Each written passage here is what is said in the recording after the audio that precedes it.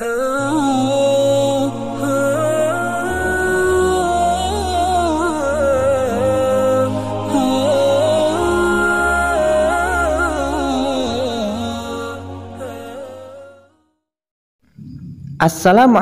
warahmatullahi wabarakatuh. Bismillah, alhamdulillah, wala haula wala quwata illa billah, amma ba'du.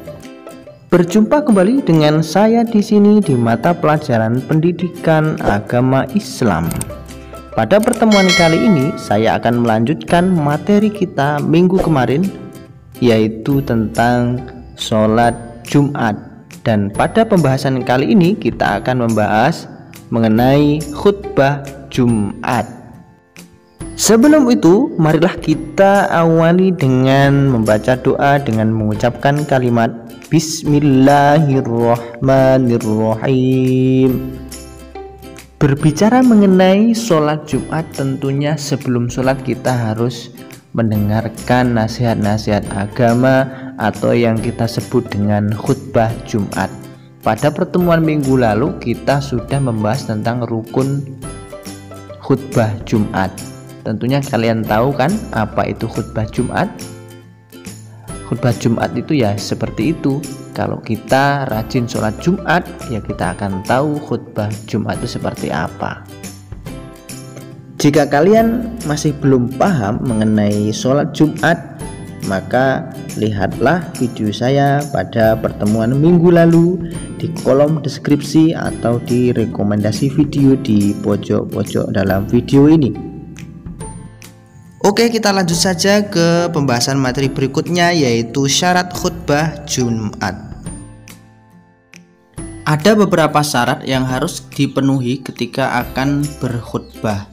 Syarat yang pertama adalah khutbah Jumat dilaksanakan tepat siang hari saat matahari tinggi dan mulai bergerak condong ke arah barat. Dan syarat yang kedua adalah khutbah Jumat dilaksanakan dengan berdiri jika mampu. Syarat yang selanjutnya adalah khotib hendaklah duduk di antara dua khutbah.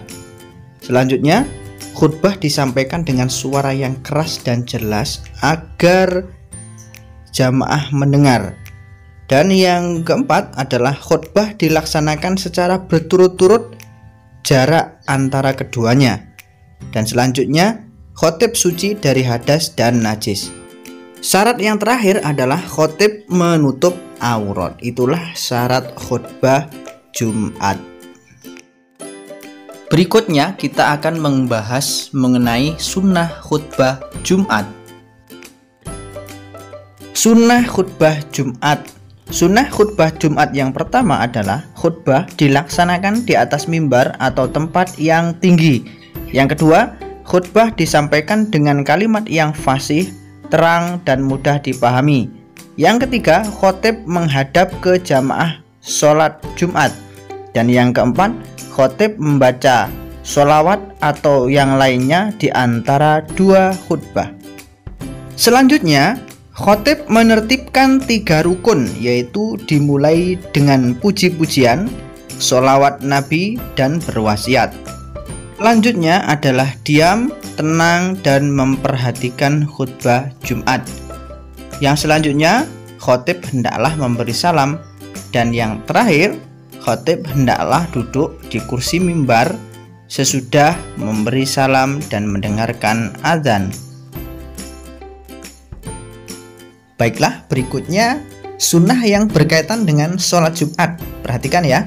Yang pertama adalah mandi terlebih dahulu sebelum pergi ke masjid.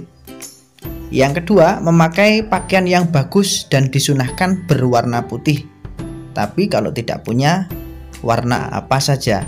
Dan yang ketiga, memakai wangi-wangian. Yang keempat, memotong kuku, menggunting kumis, dan menyisir rambut. Dan selanjutnya, menyegerakan pergi ke masjid untuk melaksanakan sholat Jumat. Selanjutnya adalah melaksanakan sholat tahiyatul masjid. Sholat tahiyatul masjid ini dilakukan ketika kita baru sampai ke masjid. Terus yang selanjutnya membaca Al-Quran atau zikir sebelum khutbah Jumat. Dan yang terakhir, memperbanyak doa dan sholawat atas Nabi Muhammad SAW. Berikutnya adalah adab melaksanakan sholat Jumat. Adab melaksanakan sholat Jumat yang pertama itu meluruskan shaf atau barisan sholat. Jadi harus diisi dulu barisan yang kosong, jangan sampai di depan kosong tapi di belakang penuh. Dan yang selanjutnya, ketika khotib sedang berkhutbah tidak boleh berbicara satu kata pun. Yang berikutnya, halangan sholat Jumat. Ada kalanya kita itu diperbolehkan tidak melaksanakan sholat Jumat. Syarat yang pertama itu harus sakit. Jadi kalau tidak sakit, ya tetap wajib menjalankan sholat Jumat. Walaupun sakit, tapi tetap wajib sholat duhur. Dan yang selanjutnya, hujan lebat, angin kencang, dan bencana alam yang menyulitkan untuk melaksanakan sholat Jumat. Yang ketiga, musafir. Apa itu musafir? Musafir yaitu seseorang yang sedang melaksanakan perjalanan jauh. Dan yang keempat, perjalanan menuju tempat melaksanakan sholat Jumat tidak aman. Materi yang terakhir di pertemuan kali ini yaitu hikmah sholat Jumat. Hikmah sholat Jumat yang pertama itu adalah memuliakan hari Jumat. Yang kedua, menguatkan tali silaturahmi. Yang ketiga, mencari berkah Allah Subhanahu wa Ta'ala. Yang keempat, menambah semangat kerja karena sering berjamaah dan melihat orang di masjid. Dan yang kelima, melipat gandakan pahala kebaikan. Dan yang terakhir, membiasakan diri untuk disiplin terhadap waktu.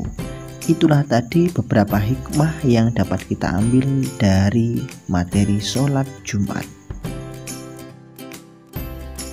Nah, bagaimana? Apakah kalian sudah paham tentang materi yang kita bahas pada pertemuan kali ini? Jika belum paham, bolehlah kalian bertanya. Jika sudah paham, alhamdulillah. Mungkin cukup sekian pertemuan kita pada kali ini. Seperti biasa, mari kita akhiri pembelajaran kali ini dengan mengucapkan kalimat Alhamdulillahirabbil alamin. Semoga bermanfaat. Kurang lebihnya mohon maaf. Wassalamualaikum warahmatullahi wabarakatuh.